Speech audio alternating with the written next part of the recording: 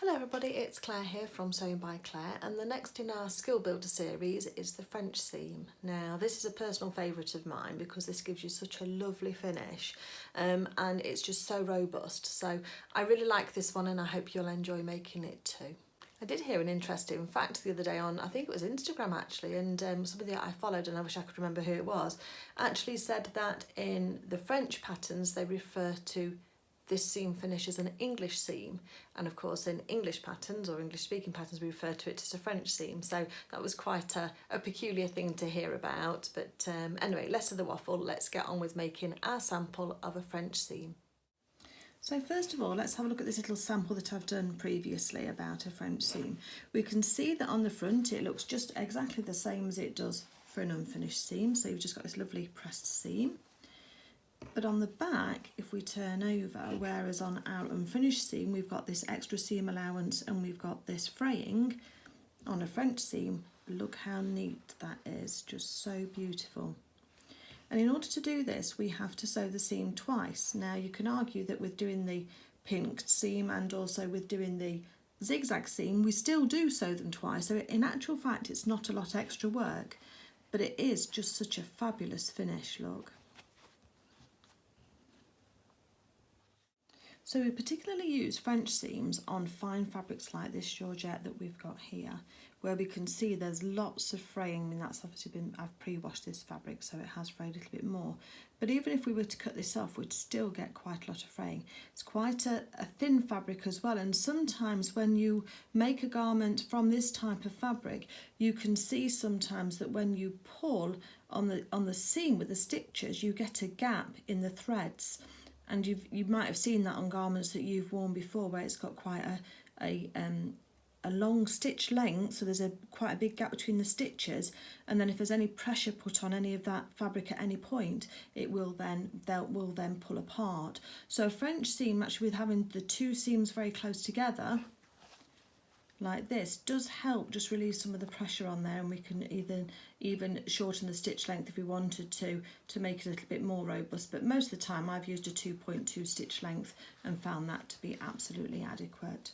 Also we use it on fabrics like this, which is an old sari fabric that I was gifted, and look at how loose these threads are and how long these fibres are, and they're just going to keep fraying and fraying. So again, with the seam allowance, these edges here are all enclosed inside the seam, inside this bit here, that it doesn't fray too much for you and then compromise that seam by just pulling apart. Okay, so how do we make this? Let's move on to that now. So the first thing I want you to do before we do anything else is just to take two of your rectangles of fabric that we prepared earlier, and if you want to know how we did these, just go back to the Skill Builder video on how to prepare your fabric. And the first thing I want you to do is to mark one of these sides of fabrics, if yours is like mine and it's the same on both sides, is I want to put a big cross on here and on here, because I want to mark those as being the right side of my fabric. Doesn't matter how you mark it, but for these samples I want to mark it, or you can put right side here if you want to, and then just have that marked up. Because the first thing that we want to do is do something that feels really counterintuitive. So when we're doing our unfinished seams, we always put the right sides together and sew on the wrong side. But when we're doing a French seam, the first thing we're going to do is put our wrong sides together, so the non-outside facing printed side of the fabric. And we're going to put those together with the seam allowances together. We're then going to pin this fabric together like this. Oops, pin doesn't want to go through. If your pin doesn't want to go through, just give it a little twist, and quite often it will then go through. Pins are not behaving for me today, obviously. Just one of those days. Okay, so let's put that together like that. So we've just got our pins together, our seam allowances are matching. Just tidy that one up slightly because I want it to be spot on. Okay, so just to recap, the first stage in doing your French seam is that you put the wrong sides, the inside of your fabrics together, and the right side is on the outside. Now the first thing before we take this to the sewing machine is that we need to pay attention to what the seam allowance is in the pattern. Because we're actually making 2 passes and we're enclosing our seam in the inside here, the total amount of the fabric that we use up can't be more than the seam allowance, otherwise it will alter the fit of the garment. So it doesn't matter whether you're dressmaking or you're making something for Luna Lappin, the little rabbits that I make, you need to know what your overall seam allowance is. So let's assume it's a standard dressmaking width of 5/8 of an inch. So I've just popped on my seam guide here, found the 5/8 of an inch, and I've just marked a line down here. Because I need to demonstrate to you that the first time we're going to sew this, we need to sew the first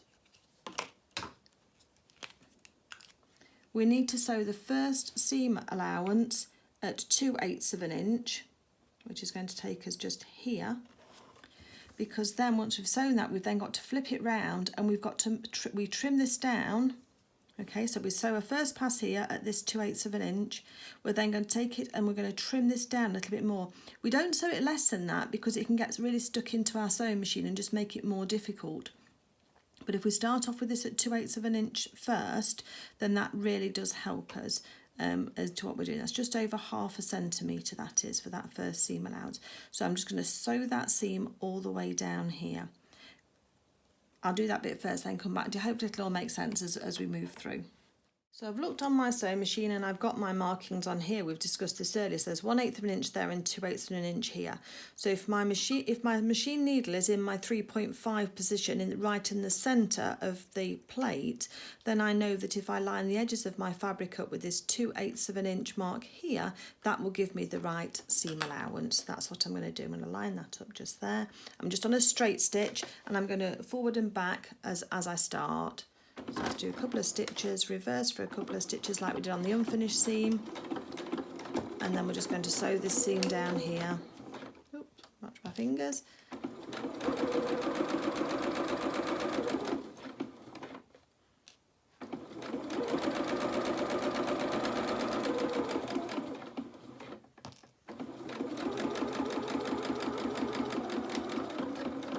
Reverse and stop at the end.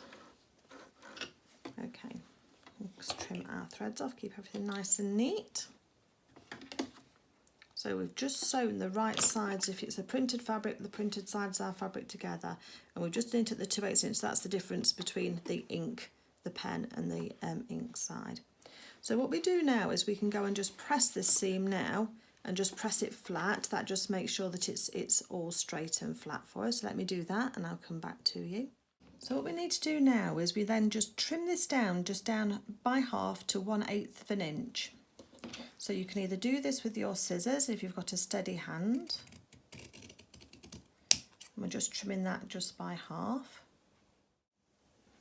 Or if you've got a quilting ruler and a rotary cutter, I find that that's really useful and really quick.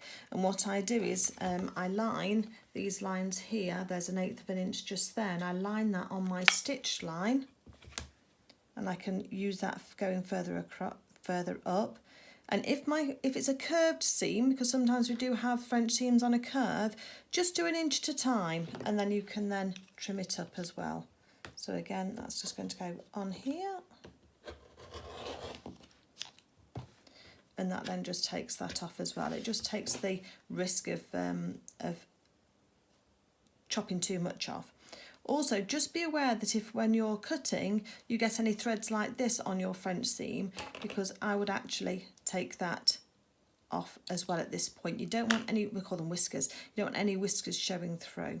So the next thing that we're going to do now is go back to the seam, the ironing board, and we are going to press this seam flat with the French seam to one side, and then we're going to turn it over and we're going to push it again. So open it right up and hold it down flat like that and just press that. So let me do that and I'll be back to you. So there we are, I've just pressed my seam flat. You can see this is lying flat to one side, and then and also on the back it is. And the next thing I want you to do then is to fold these two pieces completely back so that you can see the stitches right on this top edge just here, just like that.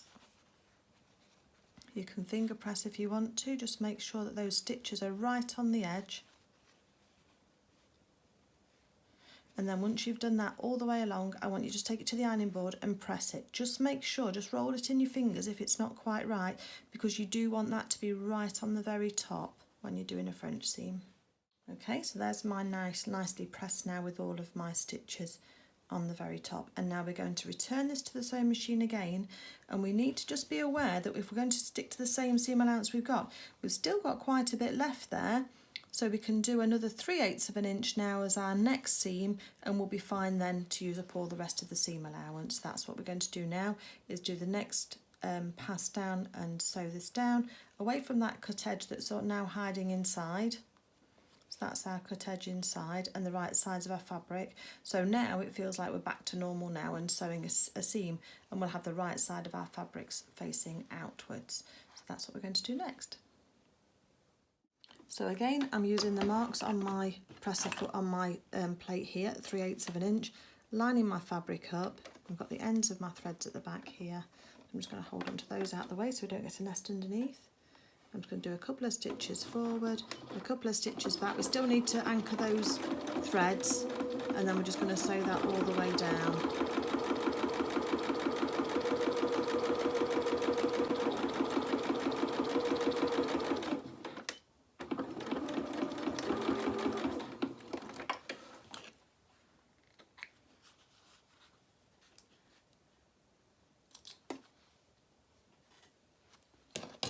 So now when we open this up, we should be pretty close, and look at that, we're right on top of that seam allowance, which is where our original mark should have been. So that's worked perfectly. So that's what we need to do now, is now we're just going to just press our stitches flat as we always do. Before then we can press our seam open, and we can press our seam allowance usually towards the back of the garment. It just depends on, it might tell you in your pattern as to which side you need to press it, but generally we'll press that towards the back of the garment, so that will say. Try and avoid as well, if you've done a French seam and perhaps it's down the side of a garment and this bit here is into the waist seam and this is the hem, just be careful when you're hemming that you've not got your seam going like that underneath. So you've not got your waist seam going to one side and your hem seam going to the other, because you will get this bulk in the middle. You need to make sure that if it's that your waist seam is that way, then so is your hem seam, and the same again the other way. So let me just go and press this now, and I'll show you how it looks after we've finished. So here we are with our finished and pressed French seam. Oh, I've got a little bit of a fluff on there. So as we can see, we've got these edges nice and neatly hidden inside. So that's giving that extra strength because we've got that stitching as well. There's no whiskers. Sometimes you'll find that if you do your second pass, you can have little threads showing through here.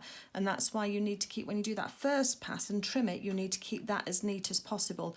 If you do, you can always, if you've not used your poly seam allowance, do another line further in, and that will enclose them. Or sometimes if you fold your fabrics back on themselves like this and you're very careful, you can sometimes snip off the threads close to the edge of the seam allowance that you've done, or the seam that you've sewn. But there we can see it's ended right on the top. So you're going to do just under halfway first off, then trim it back. You don't have to trim it back as far as I have. You can leave a little bit more if you want to, especially on really highly frayable fabrics, and then of course do your second pass to sort that through to finish your seam off.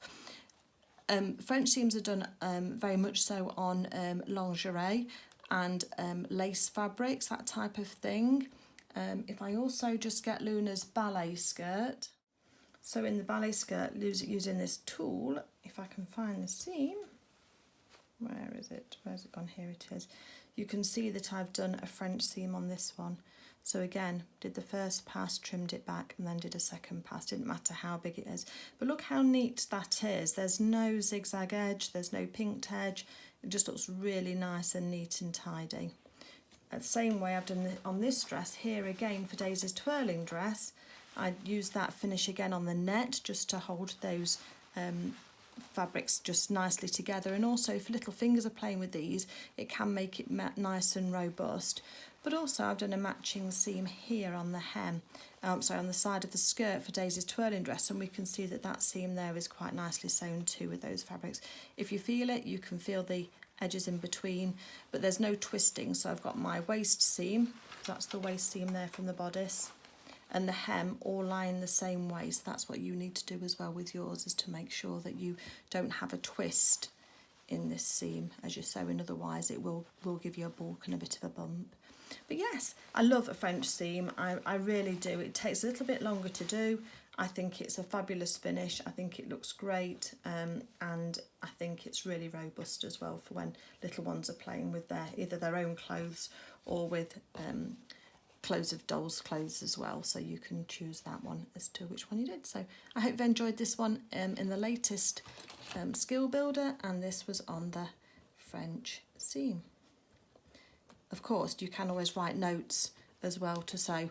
Oh, and one very important tip as well. If you are sewing a fabric such as this one here, where you're doing a net, I did 2 sides together, my recommendation would be to do the first pass of the seam first on both sides, because I don't know whether it's just my brain, but if I have a seam like this one and I don't know which is the right and which is the wrong side, I can do one okay, but then when I come to do the next one, for some reason my brain just hesitates and I forget where I am. So now if I'm sewing anything where I've got 2 seams to do, a French seam to do, on fabric where there's no right side and wrong side, I always do the first pass together first with my wrong sides together on both of those seams before then I trim them both and turn them back, because there's just something about when I'm trying to work out how I'm doing it this way that it just doesn't work for me. So